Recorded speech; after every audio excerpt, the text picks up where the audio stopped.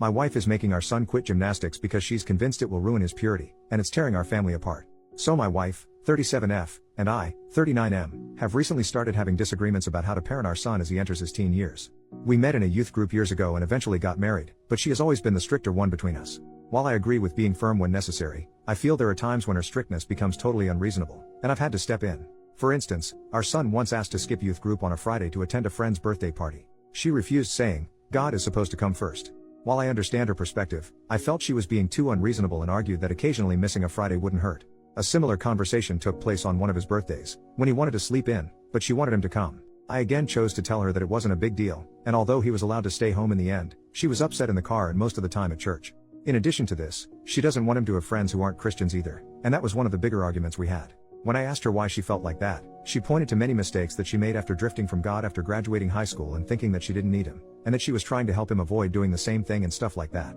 I told her that while I understood where she was coming from, forcing him to do or go to something he doesn't want to will not help him long term and only make him resentful later on, but she's convinced that he'll turn to drinking and other stuff like she did, and she often says those memories often stick with her to the point where she doesn't want him ever having to live her mistakes. The reason I'm writing this is because of our latest argument. She wants him to quit gymnastics because she thinks that being around a bunch of girls in tights is unhealthy, along with how God wants us to shield our eyes from things that could distract us from him. She also says the sport provides a lot of easy opportunities for him to become lustful in an environment that seems completely normal, and I already knew that trying to talk her out of this one would be almost pointless, but I tried nonetheless. I told her that while she can think whatever she wants, it doesn't mean that others will think the same way. I also told her that there's nothing immoral about doing gymnastics, and especially since he's passionate about it, but she said she didn't want him around an environment that often harbored girls of different ages, and that the last thing she wanted was for him to start looking at younger girls. This is where I snapped and told her that while I supported her desire to talk to him about purity, that she is wrong for putting her religious bias in everything and assuming the worst for our son. I also told her that she is wrong for assuming our son would think like that, along with how she's wrong for viewing gymnastics in that light.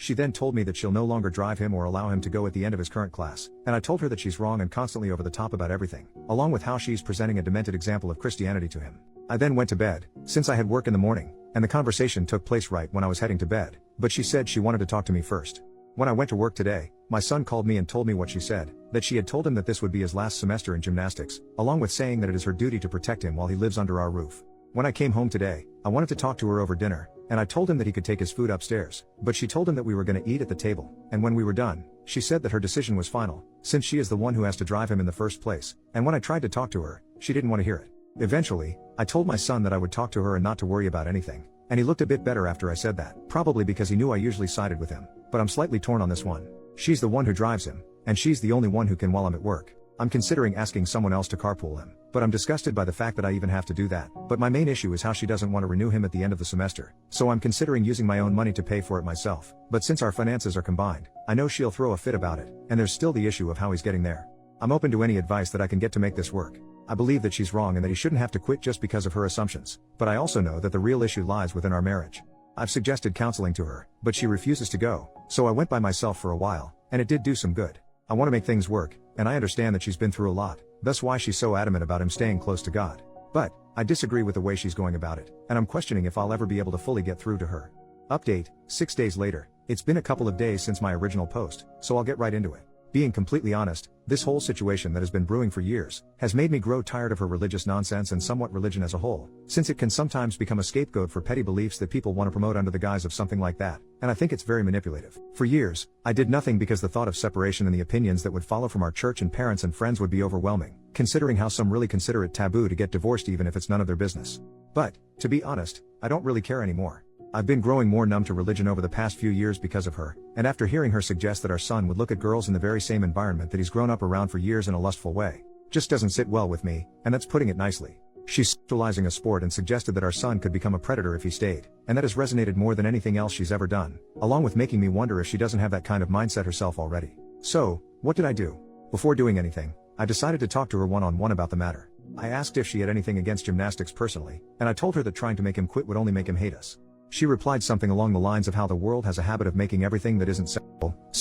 and that the gymnastics environment promotes girls in clothing that can be easily looked at wrongfully, then going on to say stuff about how God wants us to have clean eyes and stuff like that. When I suggested that perhaps she was projecting her personal problems on her, which I debated if it'd be too harsh to say, but chose to anyway, she just said no and didn't want to talk about it. I eventually asked if she'd be willing to go to counseling with me, a professional counselor who we'd find within the area. She said no, and then I offered talking to someone inside the church second, but she became defensive and said that I was trying to embarrass her in front of her friends, to which I told her wasn't true, but that she wasn't cooperating when a marriage is supposed to be about working things out. She then proceeded to get upset and say that I'm wrong for allowing our son to stay in an environment where he'll grow older as younger girls keep coming in, and that it says a lot about what I'm comfortable about looking at, by allowing him to do so, and I was done after that, since I felt she was accusing me of being unfaithful simply because I don't think he should quit gymnastics. Sure, I could talk to other parents and try to arrange a carpool, and I could drive him myself if I could get off early enough from work on some days too, but I can't control what she does at the house when I'm not there, since she already talked to him behind my back on numerous occasions while I'm at work, trying to explain why she wants him to quit and whatnot, and if she doesn't want to talk or cooperate with me, then what more can I do?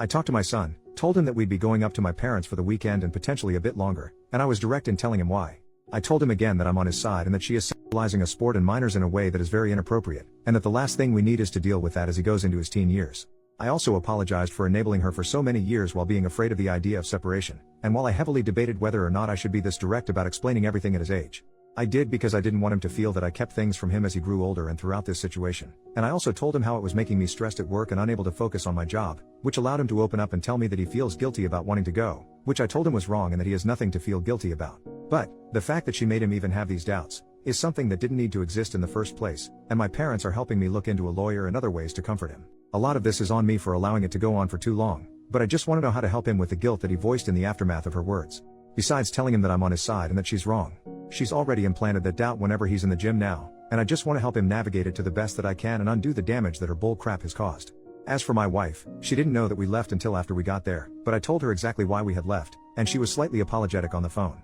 I asked her again if she'd be willing to go to counseling, but she accused me of trying to manipulate her into going, so I told her to call back if she had a change of heart. But my main priority remains undoing the damage she's done to him while recovering mentally myself and potentially working through a separation unless she shows that she's willing to change, which I have my doubts about, considering we left and she still wouldn't consider counseling. Just being up here though, is more peaceful and needed from the stress of work and being in that home. Final update, it's been almost a month, so I wanted to come back to this. I'm not gonna lie, I'm really tired at this point, and I wrote a lot the last 2 times, but I don't think I will this time because I'm really losing my energy on it. Basically, when we were still staying at my parents', I told her why we left and that I'd return if she had a change of heart when we first talked, but she refused to budge on her stance that it is inappropriate for him at his age to be in the same gym as little kids, and preferably girls from a purity standpoint, since she believes that the world has a habit of turning everything that isn't sexual into something sexual, and she believes that the sport just serves as eye candy to lustful people who can watch girls run around in leotards as she often points out, and she's told him this bull crap while I'm at work, and it drove me crazy. I couldn't focus when in the back of my mind, she's at home telling him crap that I'll have to undo later. And I've stated in my update that a lot of her behavior is on me for being lax over the years, but I'm trying to do better, but it's been really stressful and it still is almost a month later.